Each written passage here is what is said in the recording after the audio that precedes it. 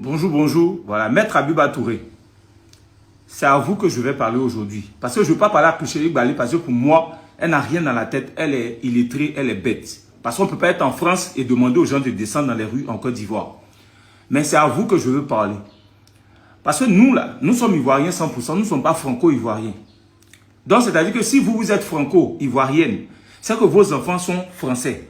C'est qu'aujourd'hui, vous êtes en train de demander aux gens de descendre dans les rues, de paralyser la Côte d'Ivoire. Vos enfants sont au frais en France, protégés par la France. Et même s'ils sont en Côte d'Ivoire, que c'est gâté là, l'ambassade française va venir les chercher pour les évacuer. Mais les Ivoiriens qui sont ici, là, personne ne va venir nous chercher pour nous évacuer. Vous avez compris? Personne ne viendra nous chercher pour nous évacuer parce que nous on n'a pas 2-3 pays. On n'a pas 2-3 nationalités. Vous comprenez? Aujourd'hui là, vous êtes la bonne Touré parce que vous êtes au PPACI. Sinon, une Touré du RAGP est malienne. Une Touré du RAGP est souvent, mais vont la traiter de Burkinabé. Mais vous, vous êtes la bonne Touré parce que vous êtes au PPACI. Vous comprenez? Moi, comme je dis là, le pays là n'appartient pas à quelqu'un. Vous êtes une femme de droit. C'est pour ça que je vous pose la question. Est-ce que votre droit de marcher doit prendre le dessus sur le droit des Ivoiriens d'aller au travail, d'aller à l'école, d'aller ouvrir leur magasin?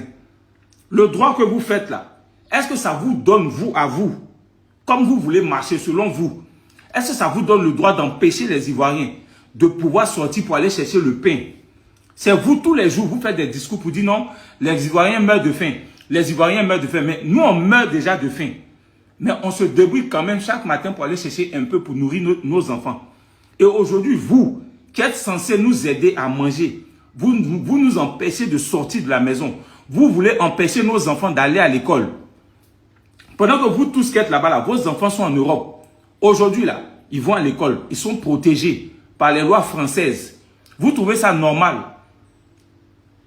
En tant que Française, vous trouvez ça normal de mettre les jeunes Ivoiriens, les enfants de la Côte d'Ivoire, dans la misère encore une fois? Parce qu'en 2000, là, je pense, on ne vous a pas vu. Moi, je n'ai pas vu votre visage. En 2002, je n'ai pas vu votre visage. Peut-être en 2010, je ne sais pas. Mais je ne pense pas que vous ayez vécu ce que nous, les Ivoiriens, on a vécu. Parce que vous étiez en France. Vous étiez à l'aise en France. Avec vos enfants, avec votre famille. Donc, si vous n'avez pas vécu ce que nous, les Ivoiriens, on a vécu là, donc ne venez pas empirer la situation. Vous avez compris? En toute chose, la loi, c'est la loi. Même quand on va mettre quelqu'un, on va faire un jugement. Hein? Et puis, on condamne quelqu'un là. La personne fait sa prison et puis sort. À moins d'avoir les moyens pour faire un appel. Donc, si vous n'avez pas pu faire jusqu'à aujourd'hui, là, n'empêchez pas les Ivoiriens. Moi, je vous parle. Parce que vous êtes une femme et puis vous êtes une femme de droit. Est-ce que votre droit à manifester votre colère doit nous empêcher, nous, d'aller au travail? Doit empêcher nos enfants d'aller à l'école? Doit empêcher les commerçants de pouvoir vivre? Les pauvres qui se débrouillent, les pauvres qui ne sont pas paresseux en Côte d'Ivoire, qui ont décidé de se lever pour aller très tôt au marché, les femmes, pour aller vendre leur nourriture, ou bien vendre leurs condiments pour venir nourrir leurs enfants là. Votre droit de marcher là, ça doit nous obliger, nous, à rester encore dans la faim. Quand vous allez tout boycotter là, à la fin du mois là, c'est vous qui allez venir payer nos loyers. Vous avez fait ça en 2000, ça n'a pas marché. En 2010, c'est vrai que vous avez fait ça depuis 2010 jusqu'en 2010. Ça a apporté quoi? Si c'était M. Gbagbo qui était en train de faire 4 mandats là, quelqu'un allait pouvoir parler dans ce pays là. Si c'était M. Gbagbo qui était en train de faire 4 mandats, parce que de 2000 à 2010, il a fait 10 ans. Mais en 2010, il s'est présenté. Ce n'est pas 15 ans qu'il partait chercher.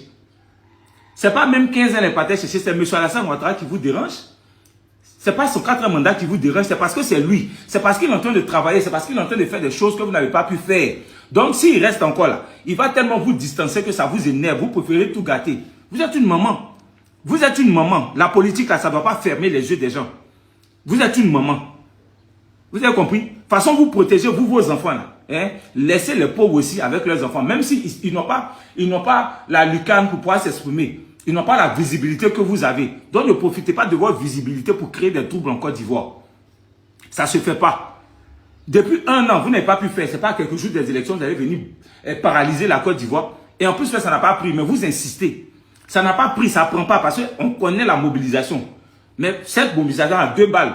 Des enfants qui n'ont rien réussi, qui ne sont pas allés à l'école. On a déjà eu une jeunesse sacrifiée ici, en 2002. On a déjà eu une jeunesse sacrifiée. Vous voulez encore sacrifier la jeunesse de 2025? Vos enfants sont en France. Donc, regardez en tant que mère, réfléchissez.